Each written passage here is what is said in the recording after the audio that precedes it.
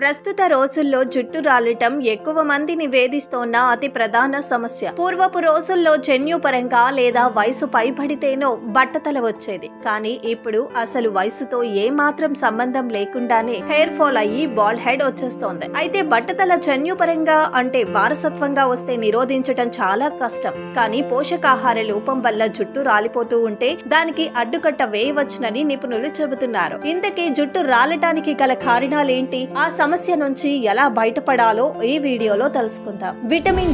Vitamin D శరీరంలో లోపిస్తే బట్టతల వచ్చే అవకాశం పెరుగుతుంది. విటమిన్ డి లోపం వల్ల జుట్టు పొడిబారినట్టు అయ్యి తెల్లగా కూడా మారుతుంది. ఈ లోపాన్ని నివారించటానికి పుట్టగొడుగులు, ఎగ్స్ వంటివి తినాలి. అలాగే ప్రతిరోజు ఎండలో కాసేపు స్పెండ్ చేయాల్సిన అవసరం ఉంటుంది.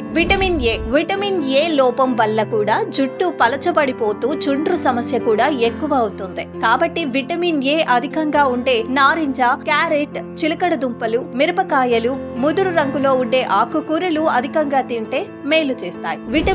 విటమిన్ ఈ లోపంతో జుట్టు రాలే సమస్య ఎక్కువై బట్టతలకు దారితీస్తుంది. కాబట్టి తలపై జుట్టు అధికంగా ఊడుతూ ఉంటే విటమిన్ ఈ లోపం ఉందేమో తెలుసుకోవాలి. విటమిన్ ఈ లోపిస్తే కేవలం జుట్టు పల్చబడటమే కాక సోరియాసిస్, అలోపేసియా అరేటా వంటి ఆటో ఇమ్యూనో వ్యాధులు వస్తాయి. ఇక ఈ సమస్య నుంచి బయటపడాలంటే పొద్దుతిరుగుడు గింజలు, పాలకూర, అవకాడోతో వంటివి తీసుకోవాలి. విటమిన్ సి లోపిస్తే కూడా జుట్టు రాలి బట్టతల అయ్యే అవకాశాలు ఎక్కువ.